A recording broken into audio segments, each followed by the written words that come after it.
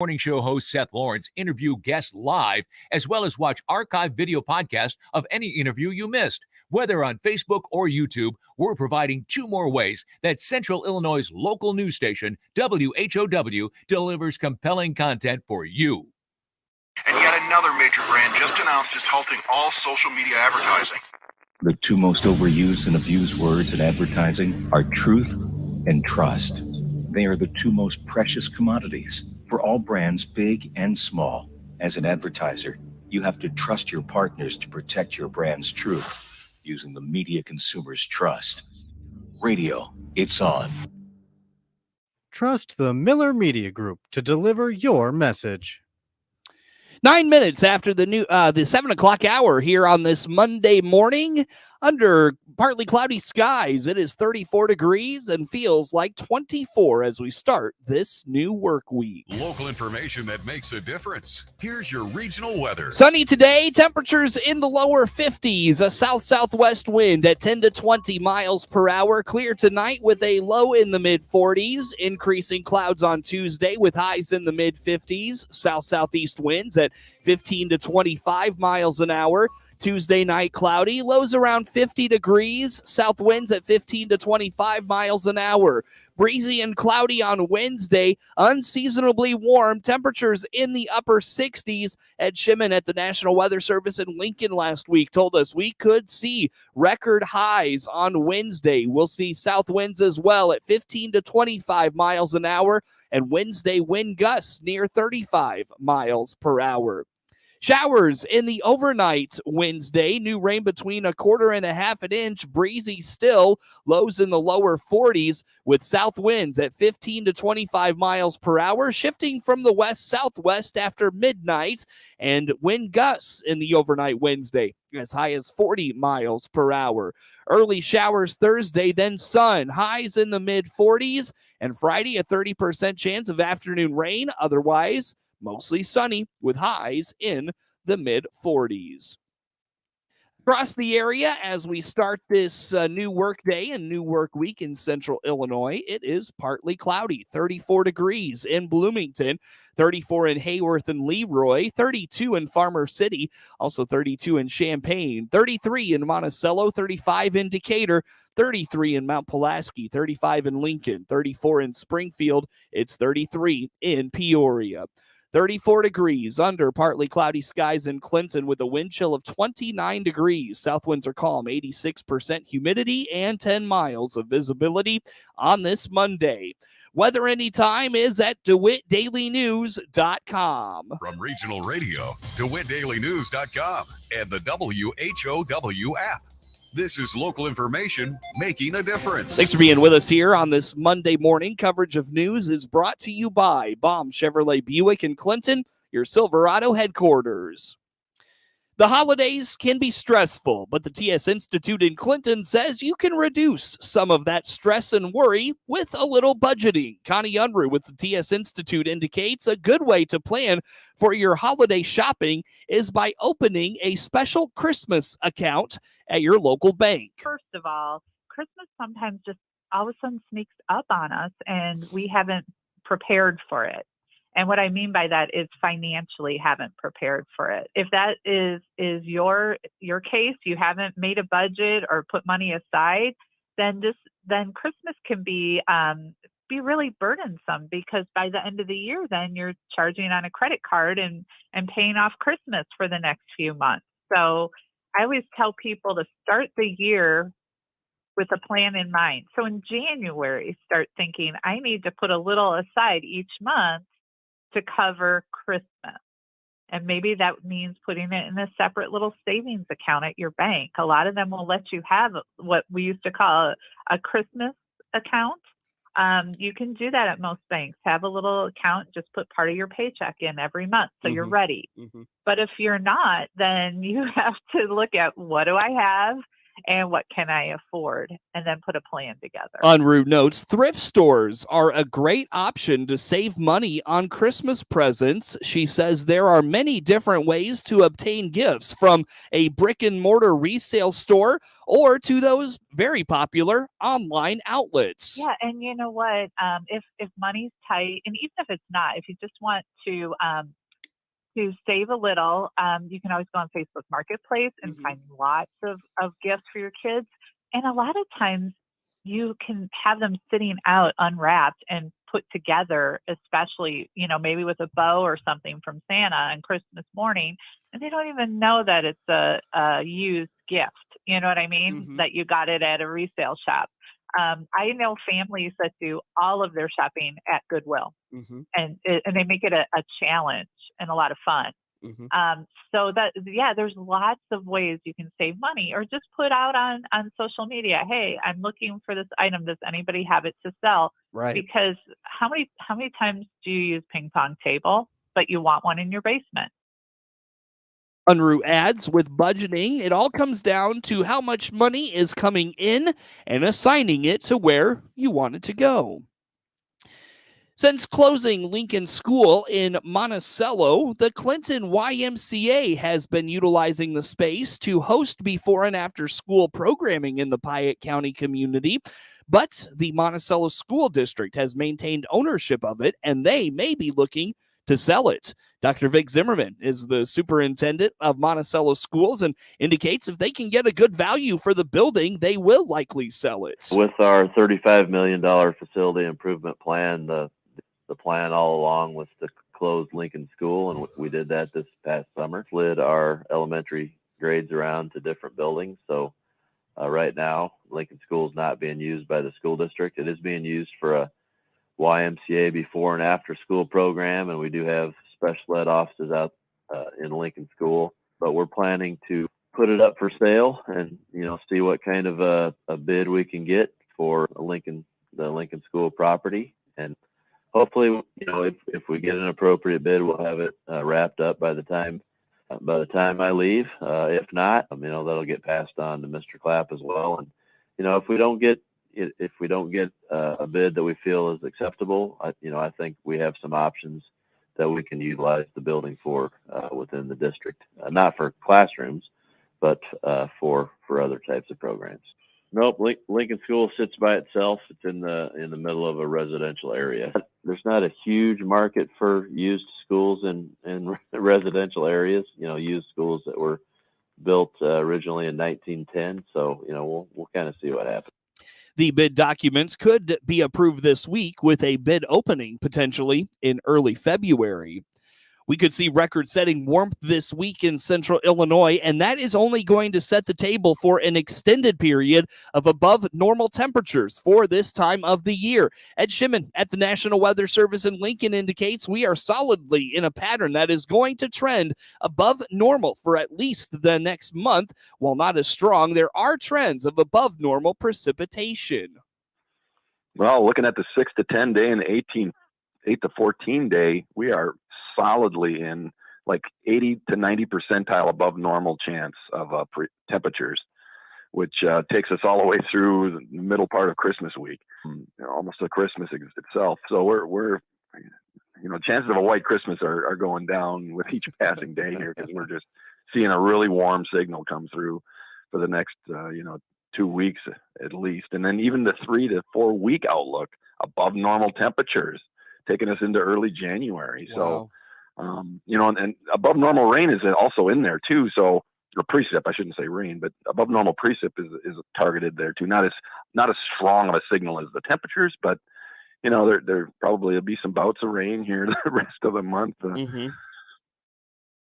The peak of La Nina is here, according to Shimon. Once we get to the new year and mid-January, the strength of this La Nina pattern, though, will decrease. I mean, I know the La Nina signal is changes our jet stream across the United States, but most of that impact usually is in the January-February timeframe. December is not as immediately impacted, but we're reaching the peak of La Nina like this month and early next month. So I think that may have kind of front loaded some of our jet stream transition, where you have warmer air in the plains and the mid, western side of the U.S. that's allowed to just creep into our area more frequently earlier on now. So, we're getting that reaction from the jet stream a little bit sooner because of the strength of the La Nina. It's almost to a moderate level right now. Mm-hmm.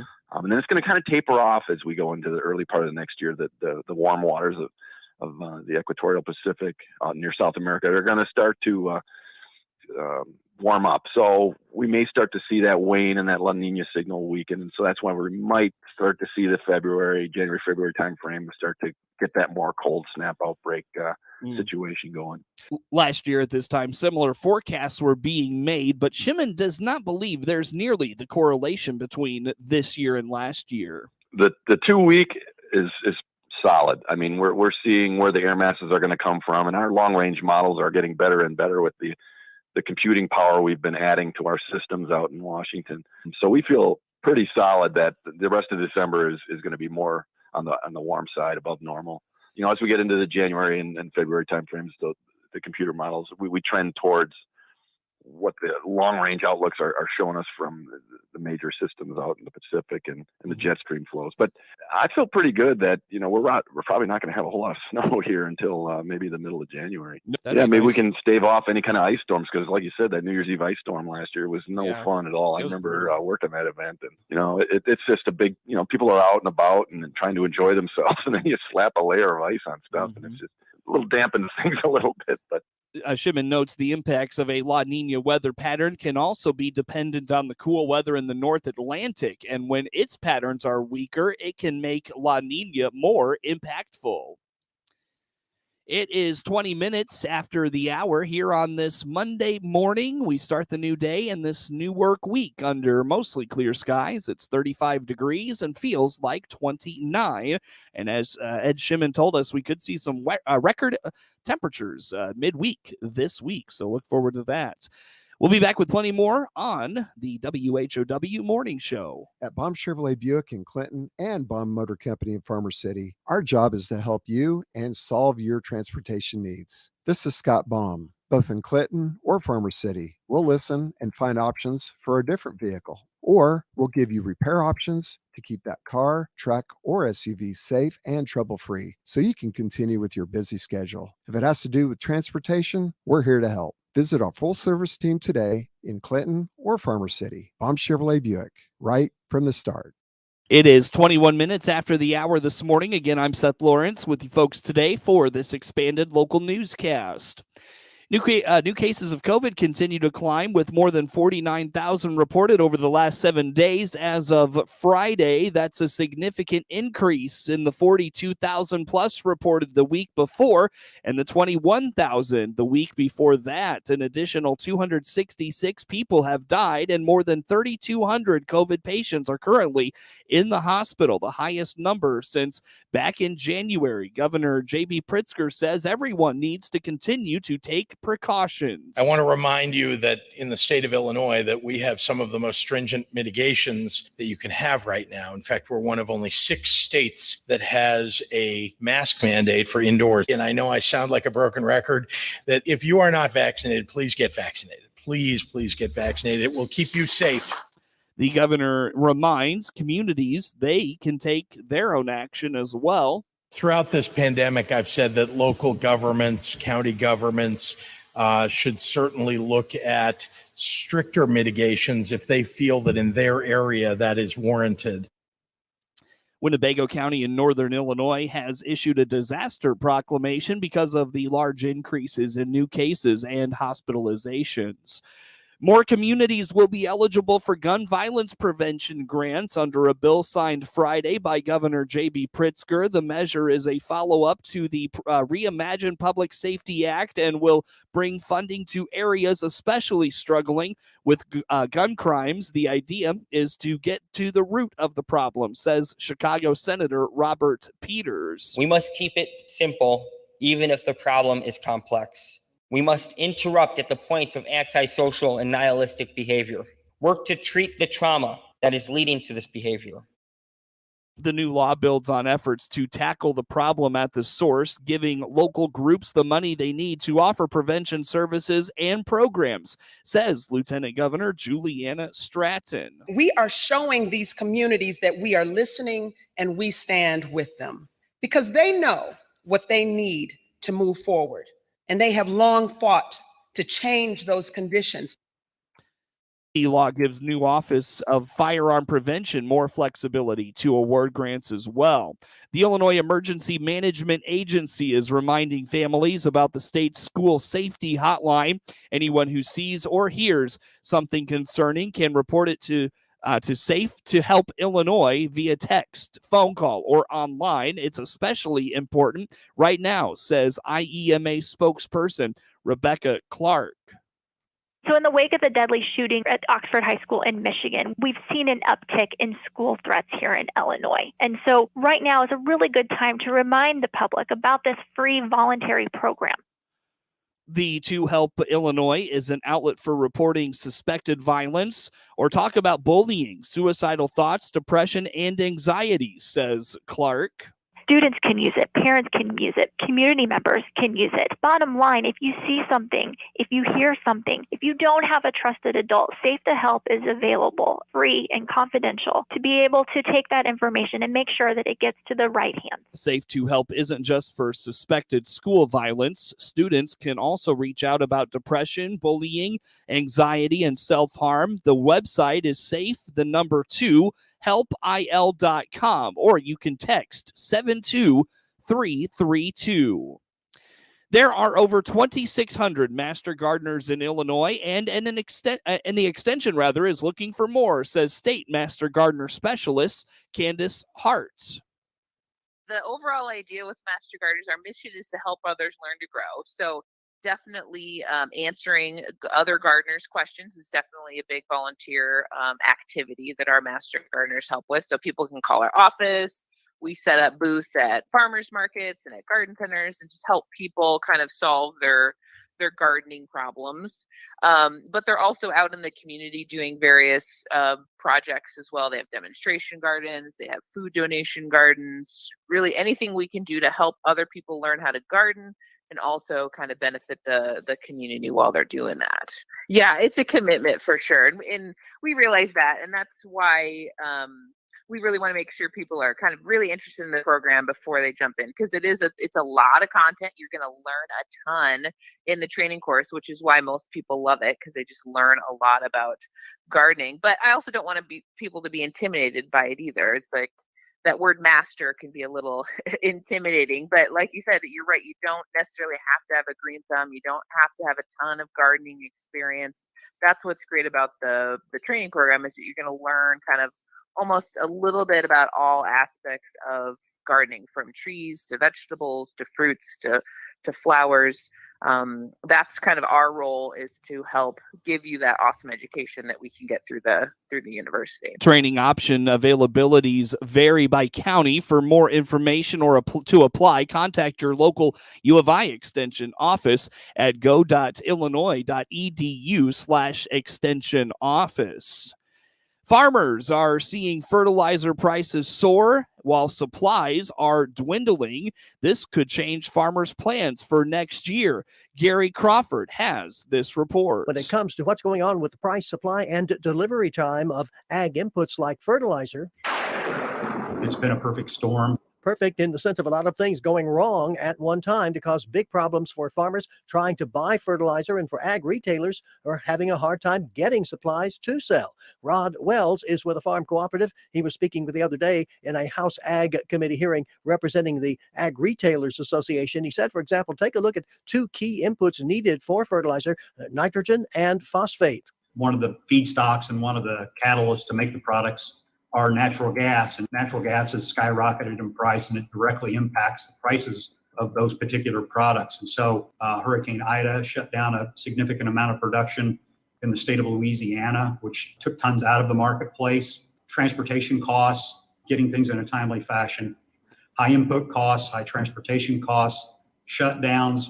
There have been a number of turnarounds related to COVID that were delayed that took tons out of the market. So there's a number of factors. And of course, obviously, anytime you have dramatic increases in cost for the farmer, it leads to widespread concern. the other day, USDA reported that for this year, fertilizer prices were already averaging 12.5% higher than 2020, but many farmers are now being quoted prices as high as 6 times what they paid last year at this time.